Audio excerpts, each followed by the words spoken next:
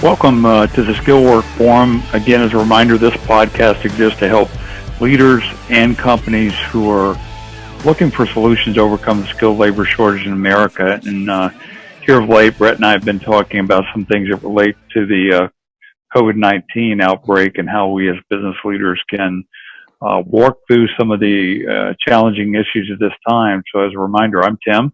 I'm joined by my partner, Brett, here from Skillwork. And today, we're going to talk about an opportunity in the midst of this, really the opportunity to rethink some of the important things in life. Sometimes when we get a chance to pause and reflect, we get a chance potentially to maybe take another vector in life or decide if the path we're on is the best one for us. And one of those, obviously near and dear to us, is how we go to work. So today, Brett, we want to talk about this concept of now that we have this pause, this mandatory pause that's been mandated in many cases, a chance to stop and reflect a little bit about what you and those of us listening to this out there are doing right now. Do you feel fulfilled in what you're doing in your current job? I mean, is it a passion? Is it something you're pursuing? Is it taking full advantage of your talents and not to settle? So I know this is something that you've been considering a little bit, Brett, and just wondering about your thoughts as we delve into this a little bit. Yeah, no, absolutely. Obviously, I think, Tim, we both believe that work is a gift from God and something that, we as humans, actually need and crave and desire to be productive. And so, with that, and as we said, kind of with the whole COVID pandemic that we've been living through for the last several months, it has given a lot of people an opportunity to stop and reflect on lots of things, on what's important in their life, whether it be family, whether it be spiritual, but another that falls into that we want to talk about today is work. And so, we just got thinking about a little bit about that, and we spent a lot of time studying work models and that kind of thing, and so I think one of the things that if you've been fortunate enough to be able to continue to work through this time, obviously you're blessed. We've been blessed from that standpoint. If you've been out of work and now you're in the process of getting ready to go back, chances are either way you feel one way or the other. You're either happy to be going back because you're passionate about it, you miss the culture and so forth. And I think without being kind of unrealistic or expecting that your job is going to be super just fun and exciting, fulfilling every day. But if it's truly you find yourself someplace where it's just it's miserable, I guess we would encourage you to not accept, don't settle, and really maybe use this time to think about that, about maybe pursuing a little bit more of the passion based on the opportunities you have. So. Yeah, and I think it's when you can have a nexus or a crossroads between opportunity, and there's going to be, I think, a lot of opportunity. We've talked about this there could be a lot of new business developed out of this. Some that were very small could be thriving coming out of this. Others that were thriving may be having difficulty coming out of it. So there is going to be a lot of opportunity for people to take a look at and maybe explore where your passions and skills might lead you. And of course, opportunity and passion, when you can do those two things together, I think it's been said that if you find something that you really enjoy and you're passionate about for a job, then you never have to work another day of your life. And I kind of get what that means, but obviously there's also value in putting your nose to your grindstone and working hard to achieve some of the goals you may have. So what about the young people out there, Brett? I was just thinking, so many people coming out of college or even high school that are just their whole senior year has been put, on hold and really changed. And you maybe the traditional route that you've been thinking about or pursuing, this may be a chance for you to consider an alternative course than maybe the traditional four-year college with all the student loan debt that may come along with that, and consider going into something maybe completely different. Yeah, no, for sure. I'm sure, I've had the opportunity over the years as we get a little bit older, Tim, there's more young people, more opportunities for people for us to mentor, because there's more of them and less of us. And so, but it's a conversation I enjoy having, with as you look, whether you're coming out of college or whether you're coming out of trade school. Maybe you went that route. If you did, you probably have a better idea of what you're looking to do.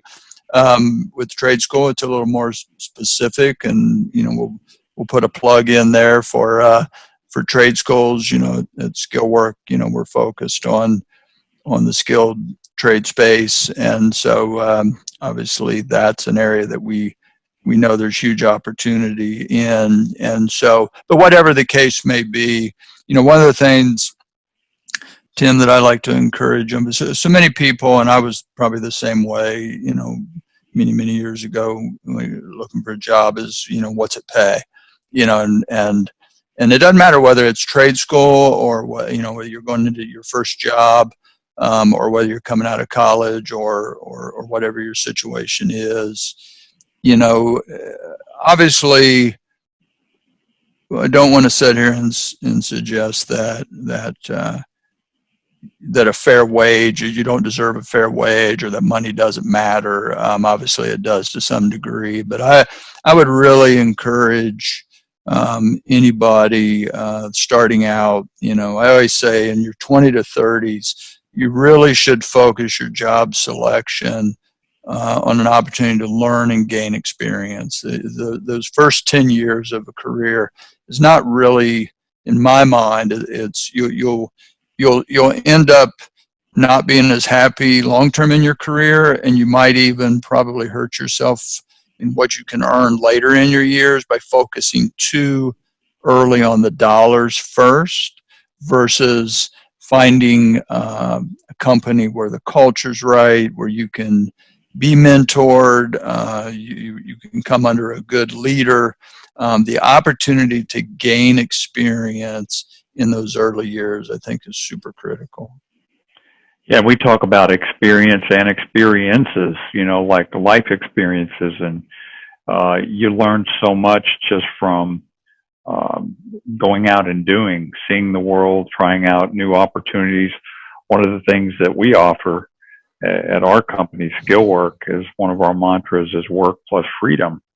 And it really aligns with that idea that, you don't have to choose one or the other. You can have both. It doesn't work for everybody, but we have found that all ages are drawn to the idea that they actually have the opportunity to choose not only what their job is, but where it is too. And this new paradigm that we're in, and that so-called gig economy, where people really become much more independent in how they select and choose jobs and where they go.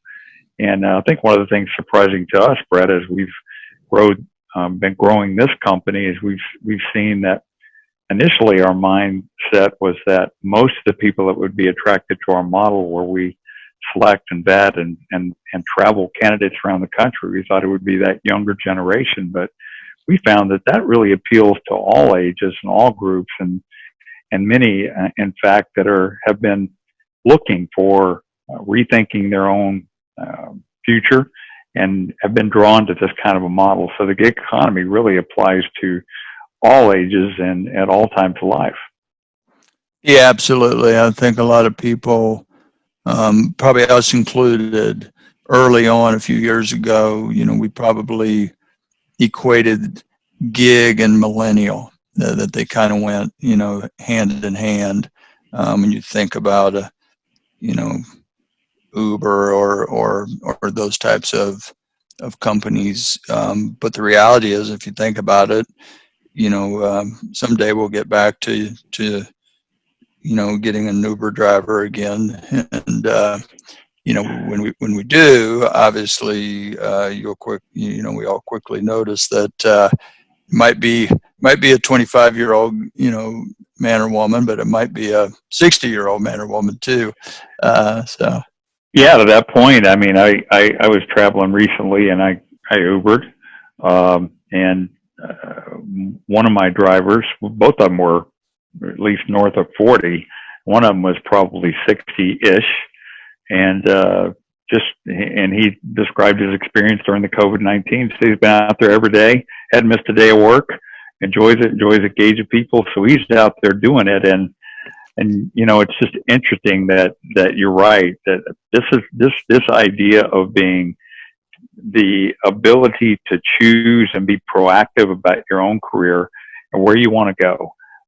We say a lot of times you're never too old to learn something new, and you can teach an old dog new tricks. And a lot of those things that we talk about are actually true, and you can do it. I mean, you and I and our other partner Rob, we started this company at a time when most people don't, but it was something we pursued. We wanted to do. We had a passion about this, and took a step forward and kind of took a chance.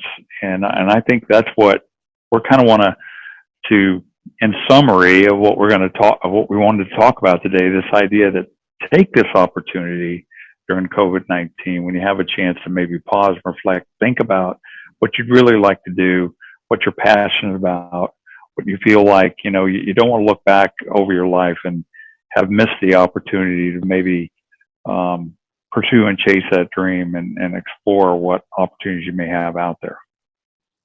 Yeah, absolutely. I think, Tim, to your point,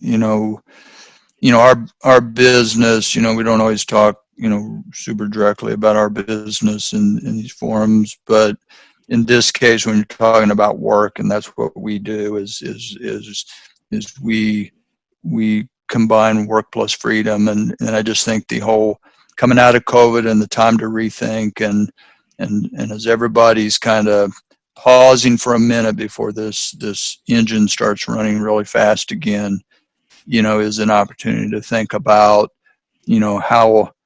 how am I going to go to work?